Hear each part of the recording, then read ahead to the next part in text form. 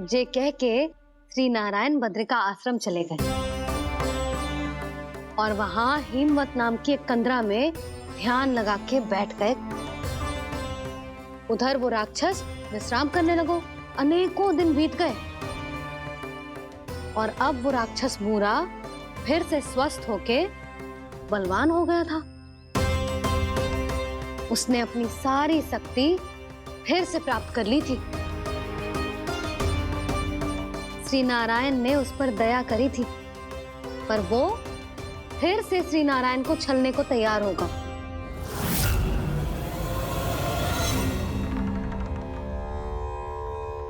ध्यान में बैठे बैठे श्री नारायण योग निद्रा में चले गए, पर दुष्ट मूरा इसी अवसर का लाभ उठा के उनकी कंदरा में घुस आयो ताकि वो सोते हुए श्री नारायण पे आक्रमण कर सके।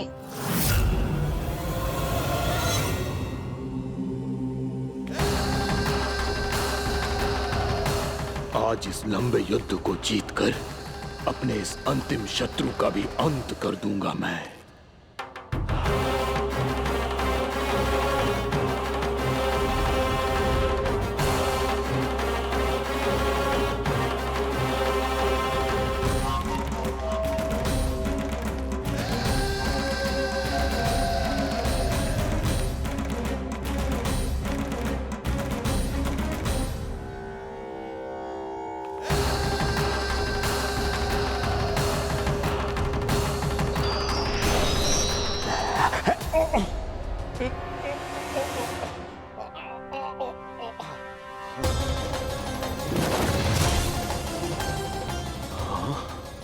दुष्ट राक्षस,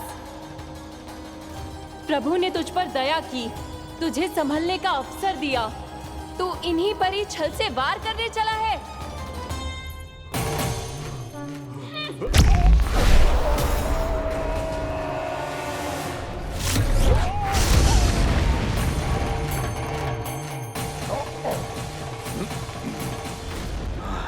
मैं अजय हूँ, मुझे कोई पराजित नहीं कर सकता। ब्रह्मा का वरदान है मुझे। तूने नारायण से अपराजय होने का वरदान मांगा था मूर्ख। उनकी शक्ति से नहीं, ध्यान से देख। मैं तेरी मृत्यु हूँ, मृत्यु।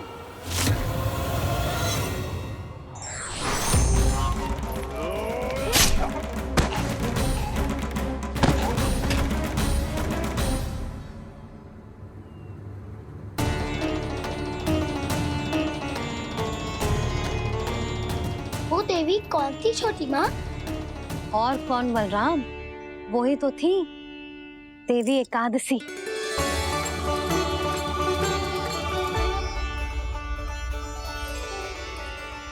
मुझे क्षमा कीजिए प्रभु, आपकी आज्ञा के बिना ही युद्ध करके आपके शत्रु को मृत्यु के घाट उतार दिया। क्षमा नहीं, आपकी तो प्रशंसा होनी चाहिए देवी। असुर राज को मारकर आपने सभी देवताओं को मुक्त करवाया है। इस पापी के अहंकार से तीनों लोकों की रक्षा की है आपने। आप एकादशी की तिथि पर मेरी एकादश इंद्रियों से उत्पन्न हुई हैं। इसीलिए मेरे सभी भक्त आपको उत्पन्न एकादशी के नाम से जानेंगे। सभी तिथियों में आपका स्थान सर्वश्रेष्ठ होगा।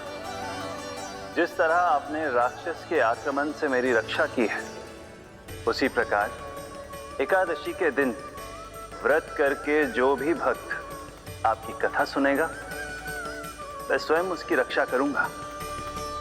जो आपकी पूजा करेगा, उसे मेरी विशेष कृपा प्राप्त होगी और उसके साथ साथ उसे मिलेगा धन, सिद्धि और मोक्ष।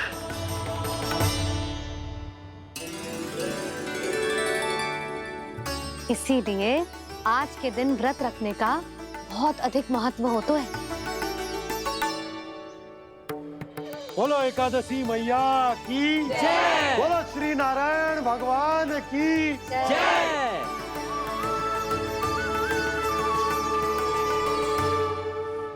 प्रभु की कृपा से एकादशी का महत्व भी पता चल गो। और मेरा व्रत भी सफल होगा। अभी नहीं भूला रहा, एकादशी का व्रत पूरी तरह तभी सफल होता है जब द्वादशी के दिन उसे पूरा किया जाता है।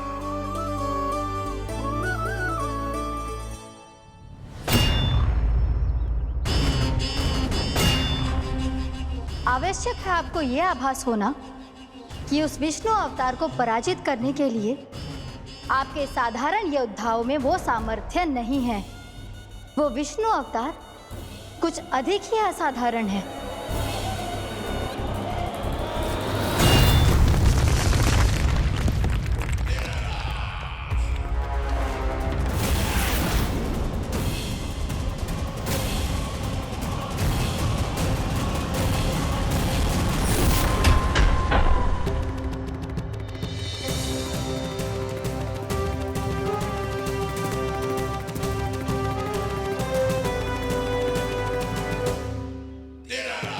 अब मैं दिखाऊंगा उस विष्णु अवतार को असाधारण शत्रु क्या होता है।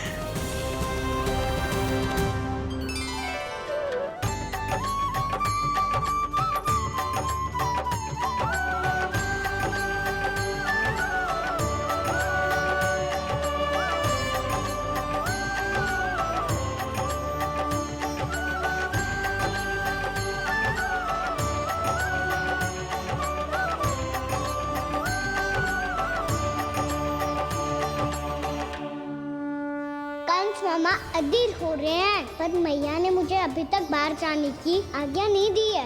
अभी उन्हें किसी और राक्षस को यहाँ भेजने से रोकने के लिए मुझे कुछ करना होगा।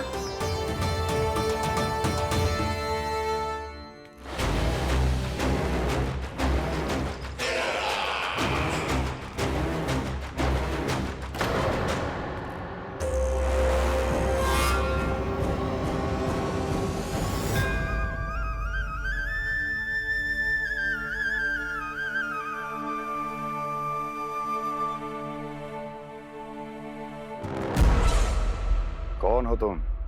बचपन से ही मुझे मारने का सपना देख रहे हैं, फिर मुझे ही नहीं पहचानते।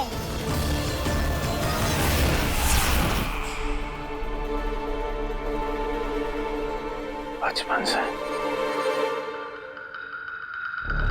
विष्णु अवतार। कोई गाना बुलाता है तो कोई मुरलीधर पुकारता है, कोई माखन चोर कहता है, कोई कहता है चिच्चोर। पर विष्णु अवतार इस नाम से तो बस आप ही मुझे बुलाते हो मामा जी। इतना साहस, ये तो यहाँ आ गया है।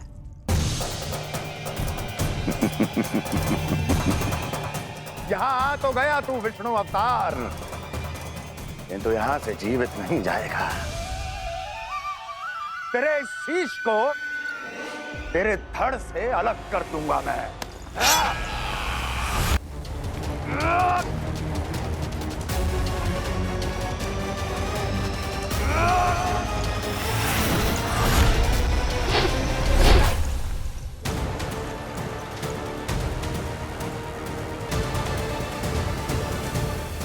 कहाँ देख रहे हो मामा जी? मैं तैयार हूँ।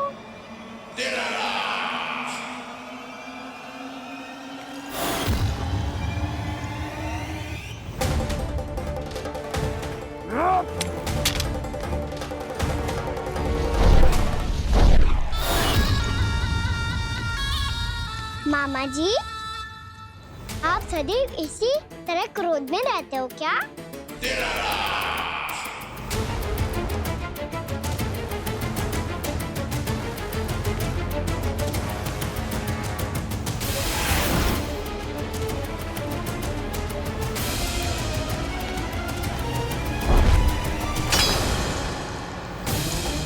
छोड़, छोड़ मेरी तलवार को। छोड़ो तो तब जब पकड़ा हूँ।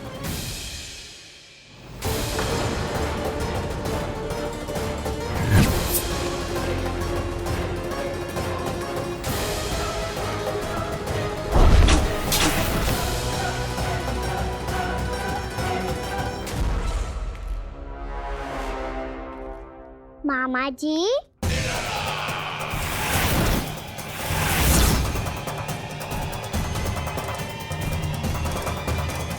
आप थक गए होंगे, थोड़ा विश्राम कर लो। आपका तो पता नहीं, मैं अवश्य से थक गया हूँ।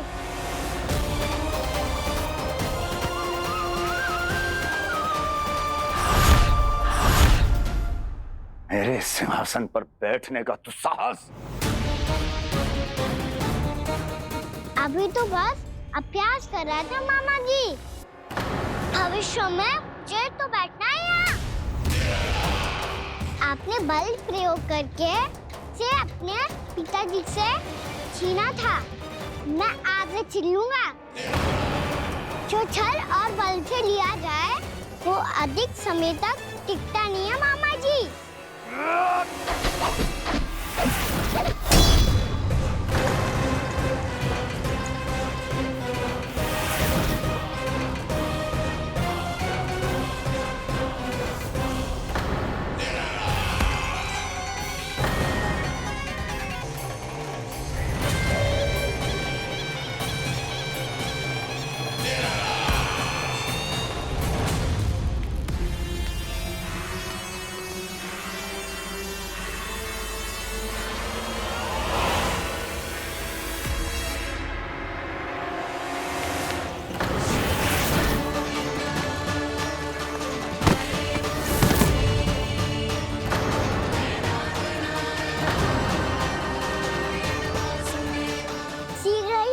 सिंहासन छोड़ना होगा।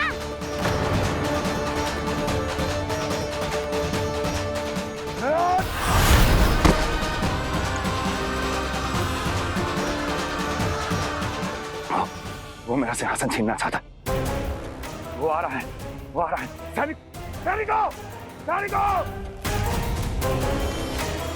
दुर्जन, बंद कर दो सभी द्वार और झरोखे, सबके सब। इसकी हर संभावना पर इतना कड़ा पहरा बिठा दो कि ना तो कोई महल के भीतर आ सके, ना कोई बाहर जा सके। मुझे महल की चप्पे चप्पे की सूचना चाहिए। जाओ।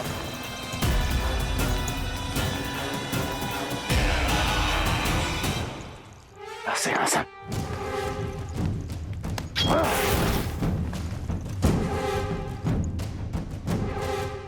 अब आ, दुष्ट मायावी, ए छलिया विष्णु अवतार, मैं कंस तेरी प्रतीक्षा कर रहा हूँ।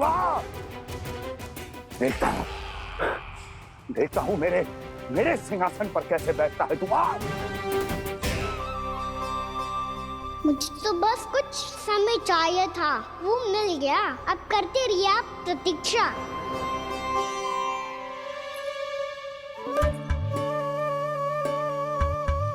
जी अपने आप से बातें क्यों कर रहे हो जी?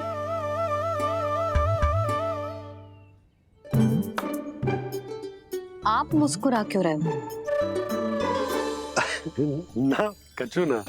बताओ क्यों मुस्कुरा रहे हो? तुम ही पर गए हैं जी। जब तुम व्रत करती हो तो तुम भी ऐसा ही करती हो। इसी प्रकार भूख अधिक लगने पर अपना ध्यान भटकाने के लिए स्वयं से ही बड़बड़ाती रहती। होगा। आपको तो बस मेरा उपहास उड़ाने के लिए बहाना चाहिए।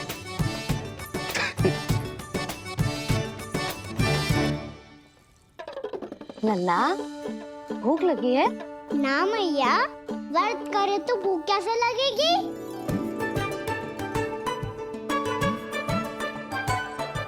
यदि लगी हो तो छोटे बालकों को थोड़ी बहुत भूल चूक क्षमा होती है। कछु ना तो फल तो तू खा ही सकते है।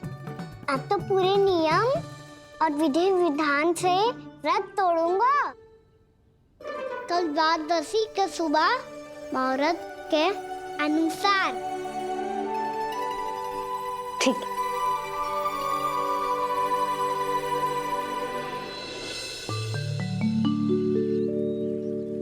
लल्ला, एकादशी समाप्त हो गई है, द्वादशी लग गई है।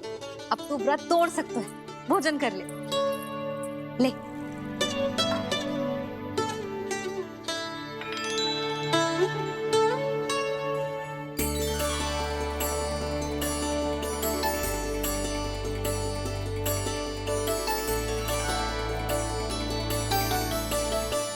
आज तो कार्य कर लीजिएगा।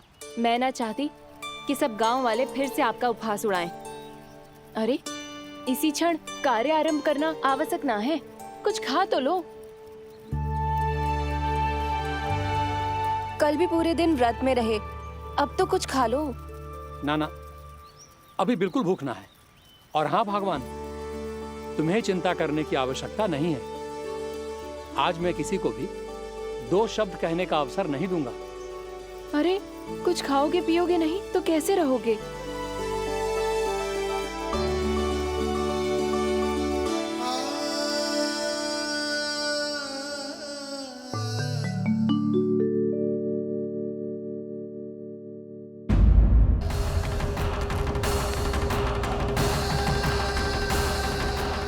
आप तो मेरी प्रतीक्षा में पहले से ही खड़े हैं यमदेव। तब तो आपने मेरी चुनौती के बारे में भी सुना ही होगा। कहिए, क्या उत्तर है आपका? मेरा स्वागत करके अपना राज्य त्यागेंगे या मेरा सामना करके अपने प्राण?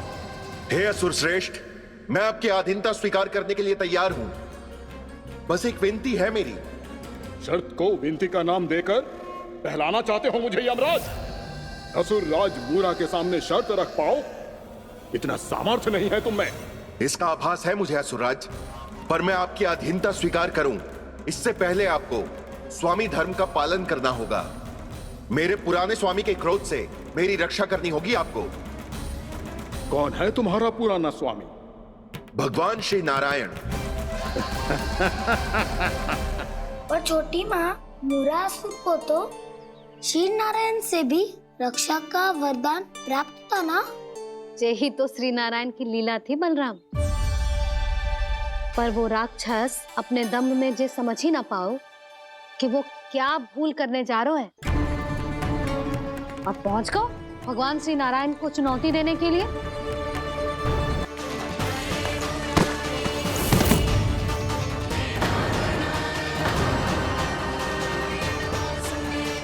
शीघ्र ही आपको ये सिंहासन छोड़ना होगा।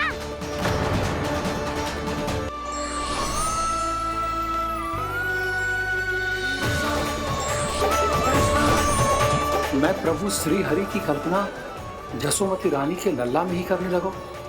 ना ना, ठीक ही तो है, बिल्कुल सही पहचाना है आपने। नहीं। बड़े तो बड़े, अब तो बालक भी हमारा उपहास उड़ाने लगे। मैं आपका उपहास नहीं उड़ाने आया, मैं तो आपके एकादशी के व्रत को पूरा कराने आया हूँ।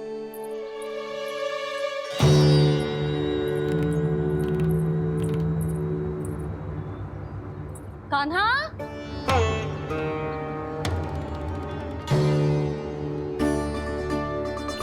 तो ये रे आपकी छड़ी और ये रे मेरी पीठ।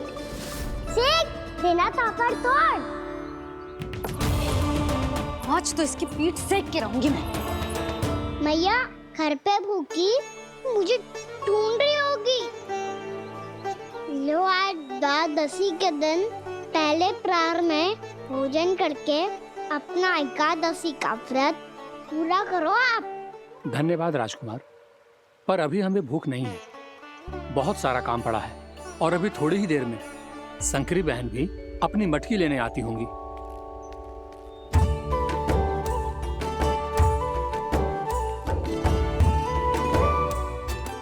पर मैं आपका व्रत पूरा कराए बिना नहीं जा सकता। भला क्यों? भक्त भूखा रहे और भगवान खा ले, ऐसा हो सकता है भला?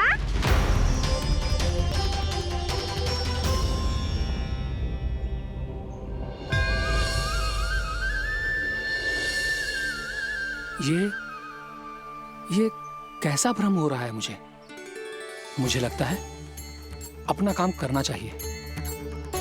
द्वादशी के पहले प्रहर में व्रत पूरा करना बहुत आवश्यक होता है, ना तो एकादशी का व्रत भी पूरा ना मानो जातो।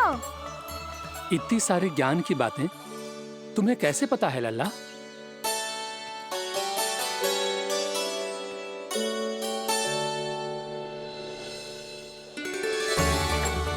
जैसे एकादशी की कथा होती है वैसे द्वादशी की महिमा भी एक बहुत महत्वपूर्ण कथा है।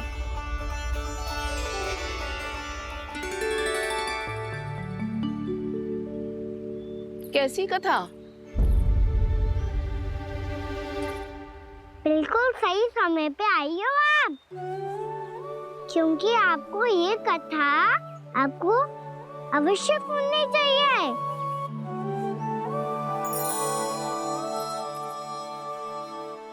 मुझे क्यों? पहले सुन तो लियो, फिर स्वयं ही पता चल जाएगा। बहुत समय पहले एक राजा हुआ करते थे, राजा अम्बरीश। भगवान श्री हरि के बहुत बड़े भक्त थे।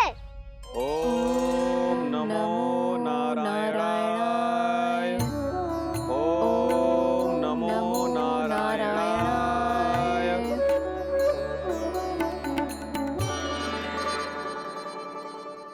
नेक पुण्य के काम करते थे वो।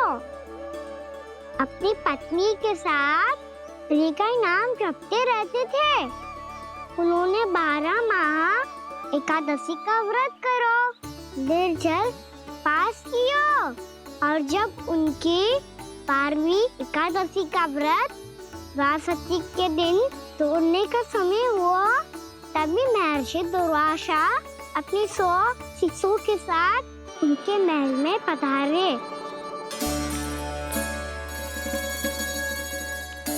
प्रणाम स्वीकार करें महर्षि।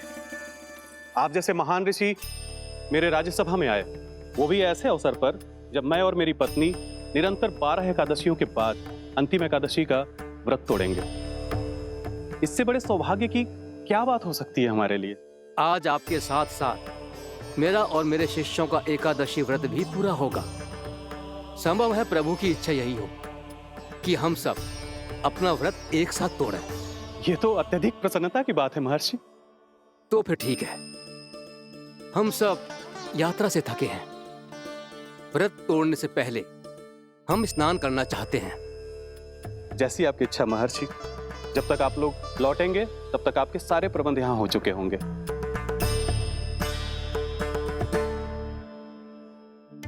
महर्षि दुर्वासा स्नान करने गए थे, पर उन्हें लौटने में विलंब हो रहा था, और इधर द्वादशी पर व्रत पूरा करने का मुहूर्त बीता जा रहा था। महाराज अम्बरीश बड़ी विरक्ति के साथ महर्षि दुर्वासा के लौटने की प्रतीक्षा कर रहे थे। महाराज, व्रत तोड़ने का मुहूर्त बीता जा रहा है, बस कुछ ही समय बचा है। महर्षि और उनके शिष्यों को लौटने में न जाने कितना समय लग जाएगा। मेरा सुझाव है कि आप मुहूर्त समाप्त होने से पहले व्रत अवश्य तोड़ लें। गुरुदेव, हमने महर्षि दुर्वासा को वचन दिया है कि जब तक वो लौटेंगे नहीं तब तक हम व्रत नहीं तोड़ेंगे। इसीलिए मैं उनके लौटने के बाद ही भोजन ग्रहण करूंगा। पर महाराज, मुहूर्त यदि बीत गया और समय रहते हुए नहीं आए तो महाराज आपका व्रत पूरा नहीं होगा। महाराज, आपको उसका फल नहीं मिलेगा। महाराज, 12 एकादशियों का व्रत व्यर्थ चला जाएगा। किंतु गुरुदेव, यदि मैंने भोजन कर लिया तो ये तो अतिथियों का अपमान होगा। आप उचित कह रहे हैं महाराज। भोजन के लिए उनकी प्रतीक्षा अवश्य कीजिए महाराज। पर मुहूर्त रहते हुए एक तुलसी का पत्ता और जल ग्रहण कर लीजिए। इससे आपका व्रत भी पूरा हो जाएगा और अतिथि का मान भी रह जाएगा। आपका सुझाव अच्छा है गुरुदेव।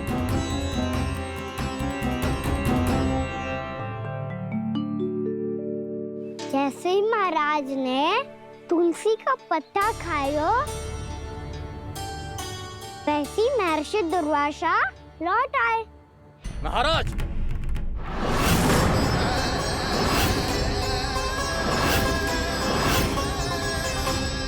महाराज को उपास तोड़ते देखते बहुत क्रोधित हो गए।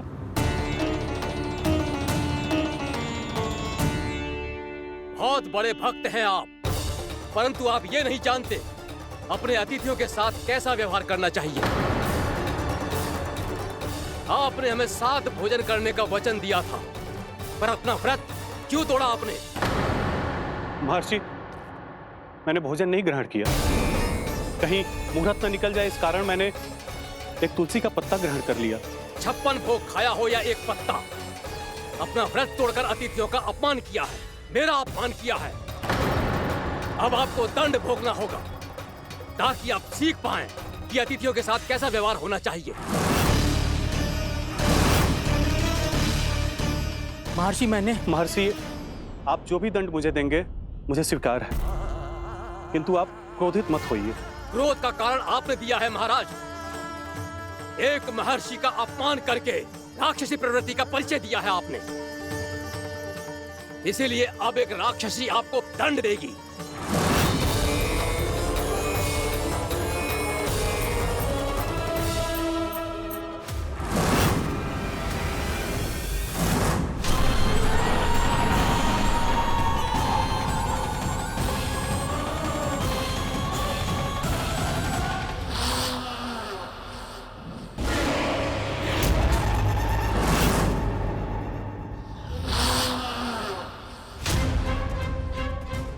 हे प्रभु, यदि मैंने सच में महर्षि का अपमान करने की भूल की हो तो मैं उसका परिणाम भोगने के लिए प्रस्तुत हूं। ओम नमो नारायणाय, ओम नमो नारायणाय नमः। महर्षि दुर्वासा को